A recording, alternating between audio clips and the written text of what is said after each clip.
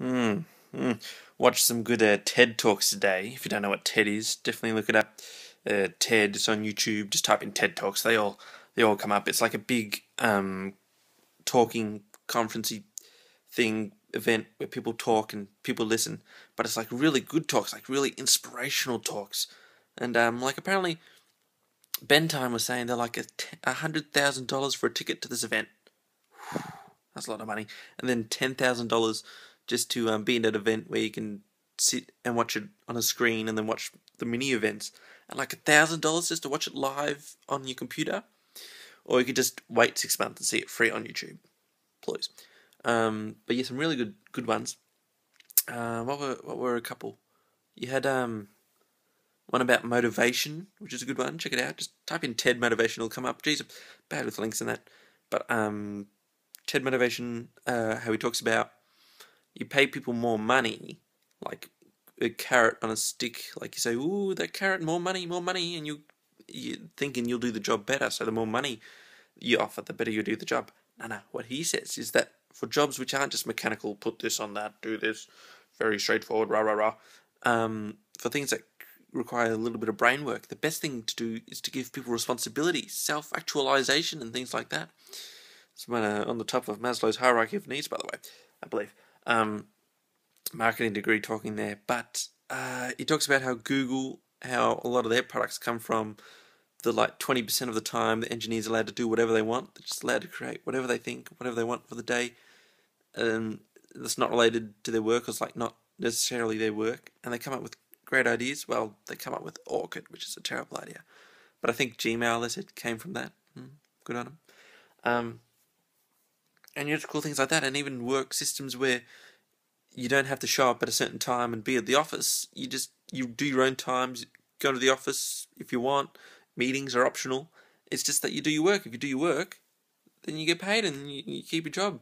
So that's like, you just do it all yourself. That's cool. That's a good way of doing it, I reckon. Just self-motivating, give people responsibility and stuff, and that sounds good. I like that. Another one. There's another really powerful, impactful one to do with this guy used to be a bully, and then he's really good at talking and poetry, and it's just a good talk. It's very powerful and impactful. Definitely watch it. It is Shane, and he has a name that starts with K. So just look up TED Shane and then a K name. Oh, I should link it. I can't. It's too late at night. Another one. Another one. So yeah, I watched a few. One with Stephen Hawking took a little bit because he had to do it all in the Stephen Hawking's voice, which is, and the universe was created back in 1982. It was smaller than, which is all well and good, but it's kind of hard to listen to for an extended period of time. But I wonder if they came out with a different accent or something different with the voice thing, so it sounded more human or something. I don't reckon Stephen Hawking would do it. I reckon he's pretty attached to his voice there. He's kind of got his own sort of pattern thing going on there. Even though I think it's a standard one, when you hear it and you see Stephen Hawking, you kind of associate the two a little bit. So yes, that's his little trademarky thing. And the last one I watched tonight was this lady. She wrote Eat, Pray, Love, which I haven't read. I don't think I really read it. I don't really think it's my type of book. But anyway, she talks about how, I've had this big success, and then people ask me, don't you get worried that your next book won't be as good? Don't you live in fear? Oh my God. And she talked about all this stuff. And she said how, like, in ancient Rome and Greece, I think it was in Rome, it was called geniuses. And in Greece, they were called,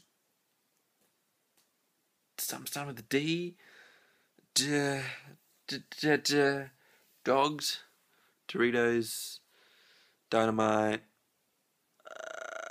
No, it's not coming to. But anyway, how like for your creative genius, it all comes from this magical spirit. Like back in those days, you say, oh yeah, you did pretty good, but it's pretty much the magical spirit that helps you do it, sort of thing.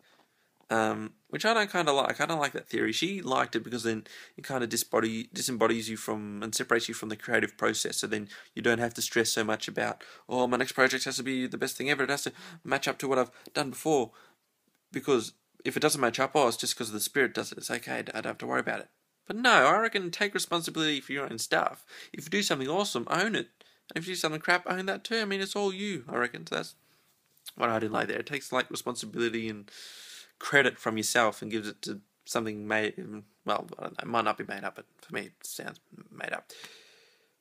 Anyway, the one I just say another video that I liked, which was a TED talk, was a guy talking about education. Just type in TED education and look for a guy with glasses.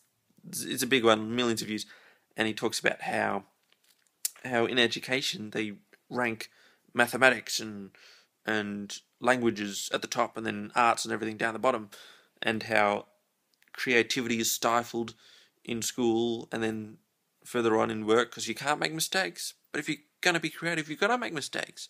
You've got to not be afraid to make mistakes. And yeah, he just said, like we're all born with creativity and then we're educated out of that creativity. Oh, and the really impactful thing I think he said there was he said it a bit better than that. The really impactful thing is that how a lot of people say you tell a career advisor or something at school what you want to be when you grow up, and they say, "Oh, you'll never get a job." What do you mean you'll never get a job in that? Be realistic. I want to be a writer. I want to be an artist. Be realistic. You'll never get a job in that. And it's like that's what stifles people's creativity. No, they've got to do maths and all these things. And why don't they teach dance at school every day? I mean, kids do dance. Why don't they teach dancing as much as maths? It's just all interesting stuff like that. Anyway, TED Talks, look them up. They're all good. Good on them. So just look them all up. Good chat. Have a good day. Good night. Good everything. I'm going to be on TED Talks one day. 7 minutes? Whoa, we've been talking for ages. Forget about it.